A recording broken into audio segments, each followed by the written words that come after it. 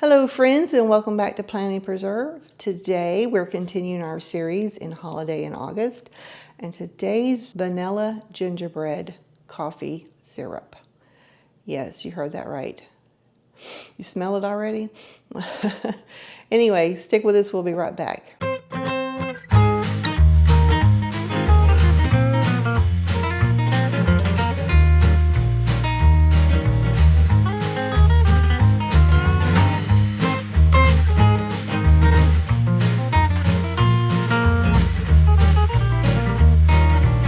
This syrup is rich and spiced and just right for that Christmas in a cup with your coffee or tea, even drizzled over some ice cream or dessert. The spices we're going to be using today to make this vanilla gingerbread coffee syrup: brown sugar, molasses, and our spices are nutmeg, cinnamon, allspice, and ground ginger. These are all ground. The secret to this recipe is vanilla powder. You might not have this. I got this off Amazon. Vanilla powder is going to allow us to make this shelf stable through a canning process, pressure canning process. You heard me right. It's not a water bath. However, you can make this for the refrigerator that could last up to 3 months using vanilla syrup. We're going to be using the vanilla powder today. So let me get these measured up and we'll get right back with you. We've got all of our ingredients measured out here. Our ingredients are 2 cups of water,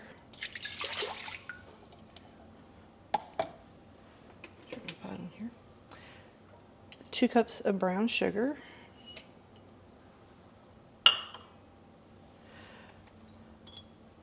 1/4 cup of molasses,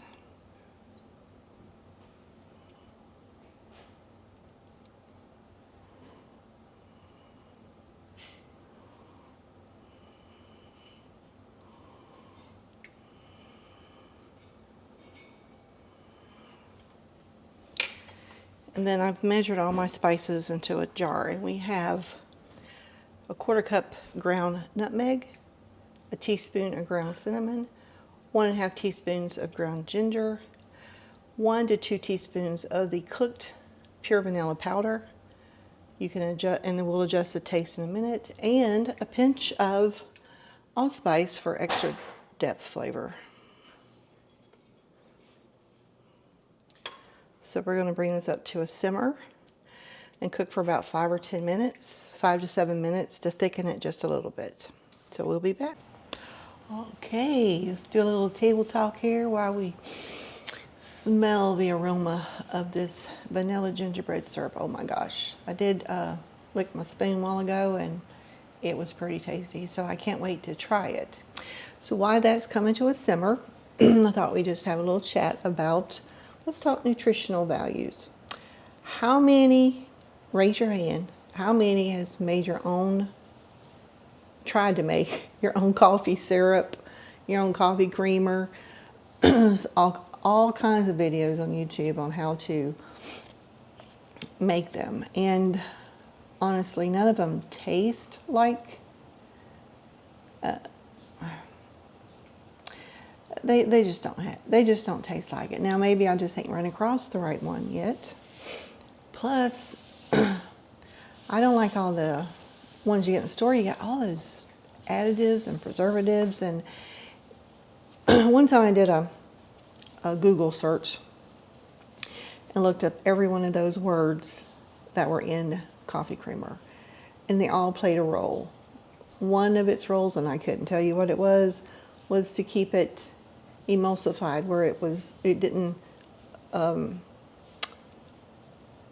layer, you know, where you didn't have to shake it as much. It kept it, oh, what's the word? Somebody help me here. It kept it all together.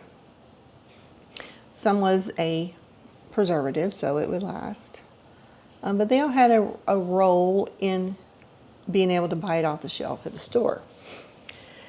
Now, that's fine. I mean, I understand that's what you have to do. I used to have my own food manufacturing company. But I do try to get it as healthy as possible. I mean, look at me. I don't miss many meals. Anyway, I'm rambling on, but the point is, I believe it was Starbucks. I meant to go by the store today to verify what I'm fixing to say. So if I'm wrong, let me know in the comments. I believe Starbucks was the one that had the most natural flavors. It had the cream in it and stuff. I could be wrong. It's been years since I bought coffee creamer. I don't even buy it anymore because of the unhealthiness. So when I was looking for a recipe to flavor coffee, because I do like it flavored every once in a while, I stumbled across this recipe, and it's all natural. It's got sugar in it, yeah, 2 cups, and a little bit of molasses. But if you plug that into a recipe building on the web, which is what I did, based on the ingredients I have in this recipe, we're only looking at a tablespoon is only 51 calories, 13 grams, 13 carbs. So we'll see how it tastes once we get it done and poured into our coffee, and we'll let you know. All right, we're going to attempt to pour this into the jars.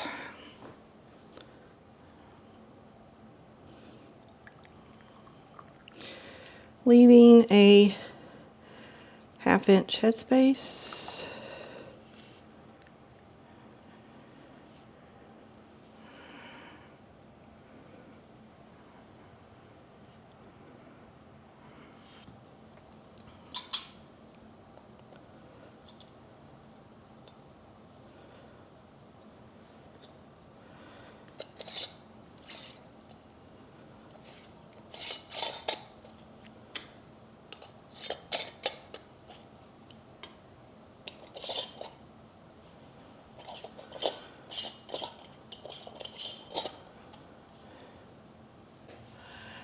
As I've mentioned in other videos, I have not found a recipe that is accurate in how much you're going to produce.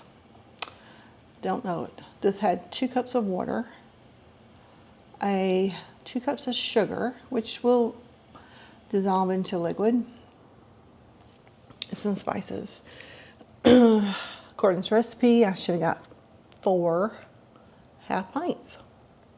I got 2 and almost a half. So, well, you have to take off the 1/2 inch headspace in there, but I didn't get that much. So here's what I'm not going to do today. I'm not going to pressure can these. I don't have enough to put in my pressure canner. So these will go in the refrigerator. And I will gift one to my sister-in-law. She loves these types of coffee creamers. And we'll keep one here for testing and trying. And if it's great, which my tongue tells me it's pretty yummy, then I can do some double, triple batch it and make some gifts. So just to let you know, we're here to show failures and successes. And this was not a failure. But it wasn't not what I expected. So anyway, this I think came up to, where's my calculations? This came up to, just talking generally with the price of sugar. I make my own brown sugar, so molasses, we're talking pennies a cup. Based on the cost of sugar, and it's different in different places, but in my area, this came out to 90 cents per 8-ounce jar.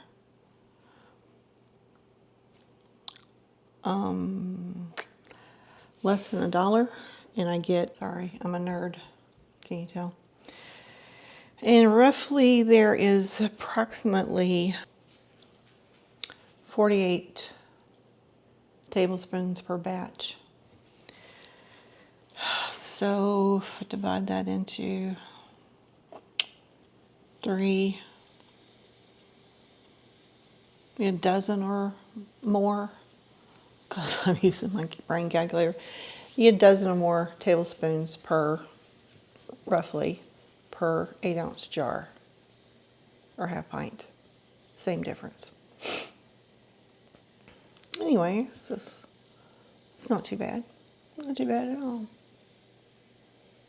Anyway, stick around for the taste testing. I'm going to make me a pot of coffee and we're going to try this deliciousness and see if it tastes like Christmas in a cup. Hold on. Okay, let's get my coffee going. I put my little handle on my jar.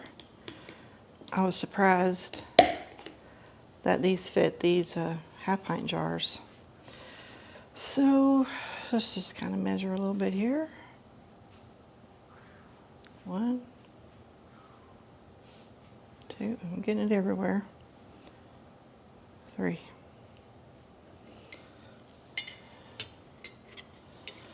And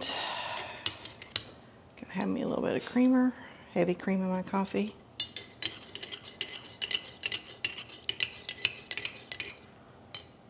So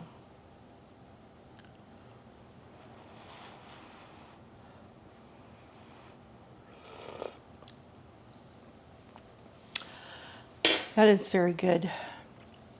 That is very good. I think I need just a little bit dab more. There we go.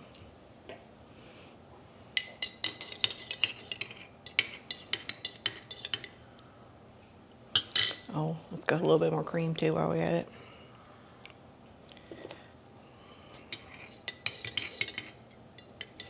My cup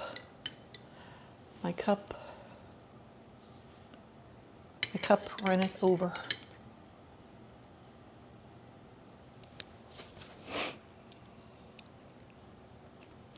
It's hot, so I'm just going to do it with my spoon real quick.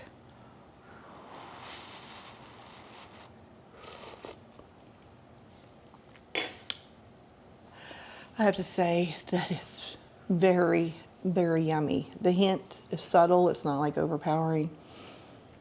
But I put this up against anything you get at Starbucks for sure. Yes, I will be making more of this. I will be. Just clean off my jar. It's very tasty. It's very tasty. It's a mild taste. It's not a concentrated flavor, so yeah, I'd give this 10. I'd give this borderline 11, maybe 10. Anyway, here's how you could do this. You could gift this up so cute with a little spoon on the side tied to the jar for Christmas, and the little, use 1 tablespoon per coffee cup. I'm not sure where I left off. I got interrupted. My husband was outside planting our fig trees, and he tasted the coffee. In fact, he drank a good bit of it, so he really liked it. And what I like about this is it's not overly sweet. I can drink black coffee, and if I put any kind of sweetener in my coffee anymore, we've been doing it for probably a couple of years now, maybe 3 years.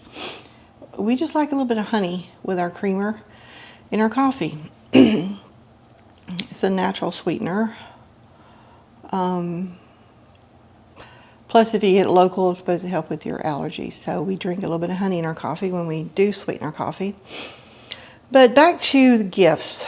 So these would be so cute to just tie a little twine around it, put a little wooden spoon on the end of it. This was a gift, apple butter gift to me. It has a little spreader. It's so adorable. But these would be great little gifts for Christmas or for the fall, going over to someone's house for dinner. Just take them a little gift. And by putting them on the shelf stable, pressure pressure canning them, they would last a while, even into the holidays or past the holidays. Another thing that I think this would be delicious on is just drizzled over my oatmeal. Now, my husband likes to pour milk over his oatmeal like you would cereal. I just like the oatmeal without milk on it. And usually we'll put like granola or some fruit or something, but I think that, and I have a little bit of brown sugar, I think that drizzled over oatmeal would be amazing. You could probably